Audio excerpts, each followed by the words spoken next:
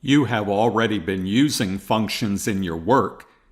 You really can't use R and have it do anything without using functions because everything that R does is a function call. But let's go ahead and look at a few more useful functions just to illustrate the concepts that I have been presenting in this series. On line 153, you see that I'm using the read.csv function, and I'm using a function within a function, the here function. So the read.csv is set up here so that I'm using one required argument, that is the file name, but as part of that argument, I'm using a function. Then I have two optional arguments. It turns out that if we were to look for read.csv in help, let's do that, that we would find out that header equals true and separate equals comma are the defaults. So I could have done the exact same thing like this. I did not need to have those other arguments in there. It doesn't hurt to have them in there, especially if you're not sure what the default is, or if you want to make it clear to future readers, including future you, what arguments you used. I've already loaded the here function. Read.csv is a base R function, but here is not. It's in the here library. Let me go ahead and run this. And now I've loaded Mount Juniper data that we can see down here in the environment, or we could actually look at. Now notice that I have names here. Imagine if I was wanting to save a separate file without names in it for security purposes. So let's go ahead and remove those names. So I'm going to create a copy of my data. I'm going to call it new MJ data. And now I'm going to null out the first name and the last name. And while I'm at it, I noticed that I had grade, and that was listed as a number. If you look back up here, 5, 3, 4. So let's go ahead and make that a factor. And I'll go ahead and leave the labels as they are, 3, 4, and 5. Now here's another function. We can write to a CSV file. So in order to do that, we need to write in the object. That's required. It's also required to give the file name. I'm using the here function as part of the argument so that I can write this new file into my data folder. So let's go ahead and do this. And now let's look at my data folder. And so now I have Mount Juniper Elementary Data, CSV, with no names. Let's look at that. I'm going to go ahead and view it. You can also view it by looking at it with a spreadsheet like Excel. But this does the trick, and this isn't really quite what I wanted. What is this? It has all these numbers here. It just has an empty character for the header, and then it has numbers. It looks like it numbered each of my items here. So let's go look at write.csv.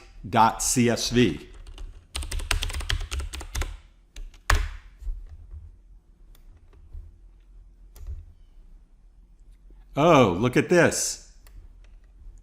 It has an argument called row names, and row names is set to true. And if we look here what row names does, it tells us whether the row name should be written along with the data, and the default is true. Okay, that's what I needed to know. So let's go ahead and do it again, but this time set another optional argument, row names equal to false. Now let's look.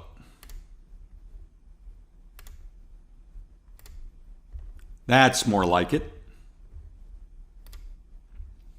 Here's the save function. The save function will save our data in an R data file. So we give the name of the object, and then we give the name of the file. Now notice that here I put files equal, but up here I did not. Why? Why did I name it down here, but not up here when I used write CSV? Let's look at the save function under help. Actually, I'll go ahead and call it on line 187. Notice that the very first thing are 3 dots. So the required argument here are actually 3 dots. What does that mean? Well, we've learned that 3 dots means that you could have any number of arguments. And if we read down here what it says, it's the name of the objects to be saved. And so if we don't put file equals here, what R will think and what the save function will think is that we're just giving a list of objects to save. You can save more than one object with a single save command. And so the 3 dots says, put in all the objects you want. But then when we get to the file command, look what it says here. File must be specified. So it's saying stop the objects and now save everything into the file. So that's why I have to use the file command.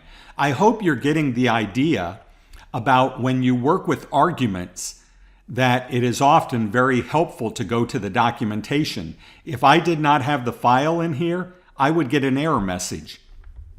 Let me go ahead and save this. And now under my files, you see I have a new R data. The advantage of this is that I can load it and it automatically loads the object. We'll see that in a moment, but let's look at a couple functions here before we look at that. Let's clear our environment, not with the broom up here in RStudio, but if we do ls, it will show us all the objects we have, and right now we only have 2 of them. And if we use the remove function, rm, and I want to remove every object, so what I'm doing here is saying list everything that is in our workspace. That's what I've done here. So I can remove it. And now when I list out all the objects, there are none, plus I see none in the environment. Now it's probably a whole lot easier for you to just go click on the broom. But what the broom is doing is it's running these commands. It's running these functions. Okay, now let's see how that R data works. Now I'm going to load. I don't need to put file equals this time. I'm going to load, and I'm going to use, again, a function within a function. The here is going to be my argument. I only need one argument, and that's the file name. And look what it does. It loads that object, and we take right off with this object from where we left off. Now let's look at some graphical functions. Let's look at one, box plot. Suppose I want to obtain side-by-side box plots for the scores by grade. I can do that. I use the box plot function.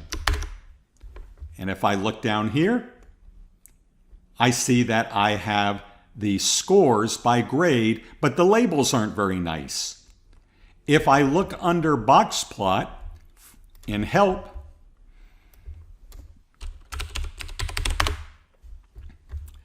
I can see that there are many, many different arguments I could use.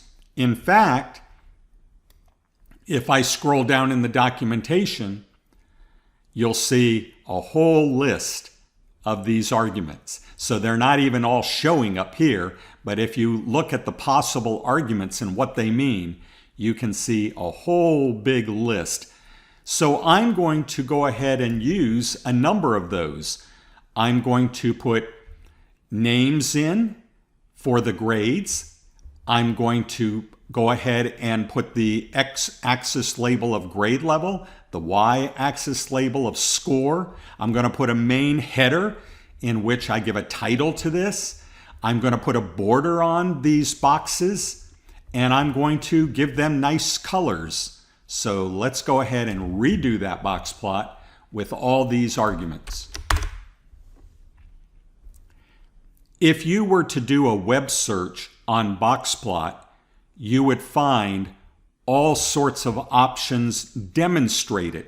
I often find within RStudio using the Help tab to be good for a really quick understanding of arguments. It helps me find errors. But if I want to ever dig deep, I usually do a web search. I start with R space, and then I search for what I want to search on. Like here, I would search R space Boxplot. And I would find demonstrations, maybe even videos by people showing their construction of a box plot. So the usefulness of R functions should be apparent, but let's itemize some of the reasons we use those. Functions are just scripts written to perform a task, so that makes obvious the first usefulness of an R function is to perform a task. Functions reduce the size of scripts. Imagine if every time that I needed to put in a box plot, I had to copy in all the code that creates the box plot. As you might imagine, the code to create a box plot is long and extensive. Imagine if I wanted to create 4 box plots and I had to keep copying that code. Instead, that code is put in a function that can be called over and over with a single line or multiple lines if you have lots of arguments, and it reduces the size of your scripts.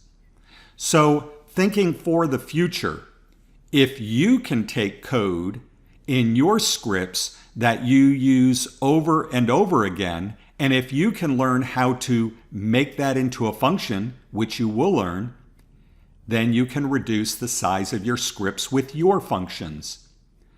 Functions can be used in multiple scripts without rewriting them. If I have a function that I could use in multiple projects and write it once, I don't have to rewrite it for every project. Functions can be shared. If you write a function that's really cool and you want to give it to a classmate to use, you can do that, and vice versa. When we load packages, what we're doing is we're loading functions that people have shared with us. Functions, obviously, for all the above reasons, increase productivity. Function arguments provide flexibility in what the function does. We can adjust what a function does with those arguments. Think about if we did not have arguments and yet we wanted to create a box plot. You'd have to have lots of different box plot functions depending upon which kind of box plot you wanted and what you wanted to do. Those arguments allow us to say to the function, I want you to change things in this way. And functions often call functions. Why is this part of the usefulness? Because if you think about writing a function in which within your function you're calling other functions, all of that underneath the surface is hidden from the main script. It's like looking at a table of contents in a book. You only really need to understand something that's in one chapter. You can look in the table of contents and see what is available to you, but you only then have to go to the one chapter you're interested and look at the insides of that. And as you look inside that, you might see that within that chapter, it refers to chapters in other books. So there's this nesting that takes place. Those chapters, when they refer to a procedure in another book, they don't take that whole chapter from that other book and bring it in and add it to their chapter. They just take the pieces they need. That's the way functions work as well. We can have functions within functions, within functions, within functions, and we often do. When you load a package, those packages are going to provide you new functions, but often you'll find the packages have a dependency. They require you to load other packages. Why?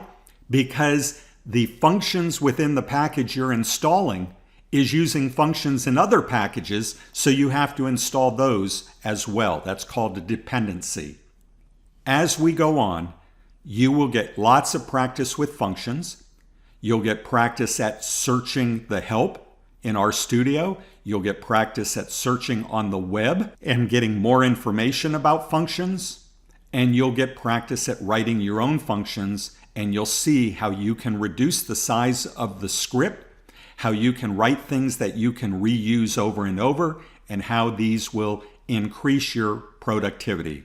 Remember, everything that happens in R is a function call.